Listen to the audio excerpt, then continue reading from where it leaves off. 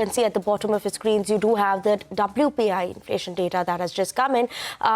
Manufactured product inflation data is what you were seeing right now on the screens. The July WPI inflation is seen a deflation actually of 0.58% this time. So yes, that is what we're seeing and watching out for. Primary article inflation is also seeing a deflation actually. That is at 4.95% as well, versus last month was around 3% deflation that we'd seen coming in. So again, we are seeing a deflation. In June also, we've seen a deflation, and that is what we're seeing continuing this time. Yes, absolutely. In contraction mode, deflation is where we are seeing the WPI data come through.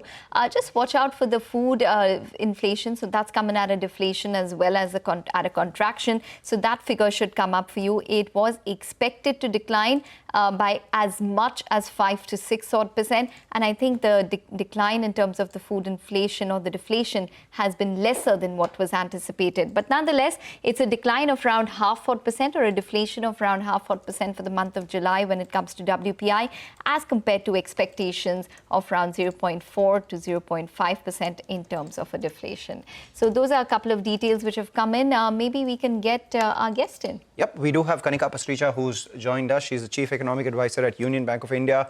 Kanika, CPI was much lower than what the street anticipated, much lower than the RBI's own guidance as well.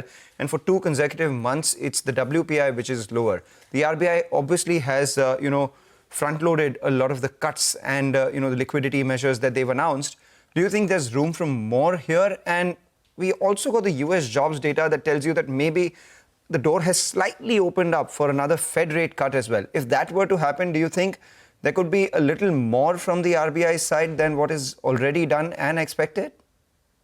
So Mangalam, first and foremost, thanks for having me on the show. The reason why CPI was tepid at just 1.55 and WPI is in deflation zone for second consecutive month. So within CPI and WPI, food has consistently been in deflation zone, and that's helping. But what's very important to understand is that, apart from the factor that subdued commodity prices, like in your show, you were talking about energy, metals lagging, that's helping WPI more than CPI. But this is where both inflation metrics bottom out in July. So at minus 0.58%, even WPI bottoms out. As the MPC is more focused on CPI, which bottomed out at 1.55, in the coming months, it is likely to trend higher. And by Jan to March next year, it's expected to move towards the 4% mark. So MPC Jan to March is at 4.4, we are at 3.8. April to June next year, they're at 4.9, we're at 4.5. So what becomes very important to watch out for is, yes, some space for rate cuts, maybe that final token 25-50 basis points rate cuts does open up is our view.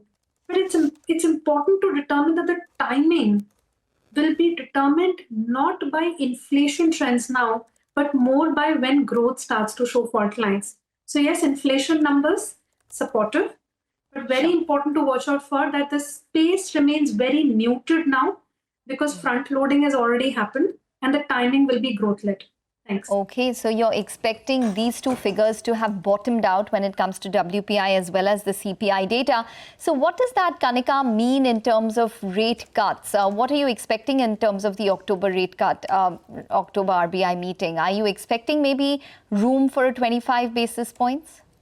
So in our view, we don't see any change as of now. The only reason being that, the August 30th,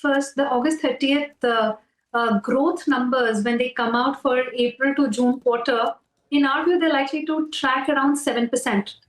And that's only because it's not just in India, but around the world.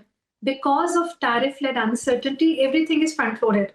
US has averted a recession because there's so much of fiscal stimulus there. Exports are front-loaded. From the domestic perspective as well, government spending is front-loaded.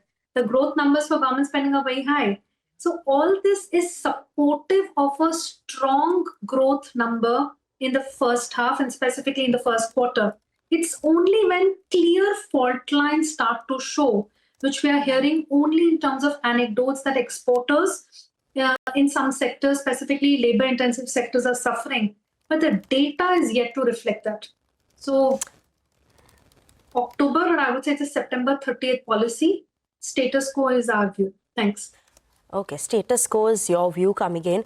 And you're saying that now this is the lowest point that we'll be seeing the deflation, right, for WPI. And from here on, maybe we'll see that increase coming in? Yes. Okay, because the base effects taper out. Yes. And what about food inflation as well, right? Because that was something that, we were expecting those prices to rise, but that's not coming even this time. So what's happened is, if you look at some segments like veggies, we have seen an uptick on a sequential basis in food prices, specifically veggies. The only thing is it's trailing seasonal trends or the sequential uptick seen in similar periods last year or last to last year. So which is why veggies are also in deflation, pulses are in deflation on a YOY basis. These trends are supportive, but just because the base also shifts from a negative number for food WPI, even food CPI in July, we switch to a positive number next month. So a swing likely in inflation numbers. Yes. What is your estimate then, Kanika, quickly, when it comes to growth? Because we do have this tariff uncertainty, which is going to probably play out even more. When do we probably see the impact, and what is your estimate? And what do you think the RBI could possibly do in that case? Okay. So first and foremost, given there's so much uncertainty, we've kept our forecast unchanged. Anyways, we are below the MPC's number of 6.5. For the year, we are at 6.3. Now, just on a 25% tariff hike, the penalty impact not yet seen. We don't know whether it triggers or not. Just on 25% tariff hike, the estimate we have is 30 basis points. So the number for growth is tracking closer to 6% with a downward bias. Very important to understand, $90 billion is the annual exports to US. After excluding the exemptions, that's pharma, smartphones, etc., the number comes down to $45 billion. Only value-added impact is close to 40. That's around 1% of GDP. So at 25% or even 50% tariffs, if there's a complete stalling of exports, the impact can be significant. The channel of impact is not just exports demand getting hit. It's also the sentiment-led impact on capex, which is why, in our view, the impact is significant. But there are so many moving parts, it's difficult to ascertain an exact number. But yes, 6% with a downward bias is what growth numbers seem to be tracking as of now for FY26.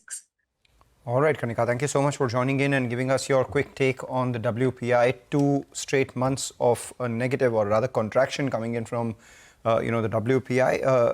Kanika believes that maybe this needs to sustain on both the CPI and the WPI front for the RBI to take any action, though she believes that maybe there could be a bit of an underperformance on the CPI and WPI front on account of seasonal factors right now as well. Take a short break, come back, get you more on the markets, individual stocks. We do have the management of Supriya Life Sciences joining us. Stay with us.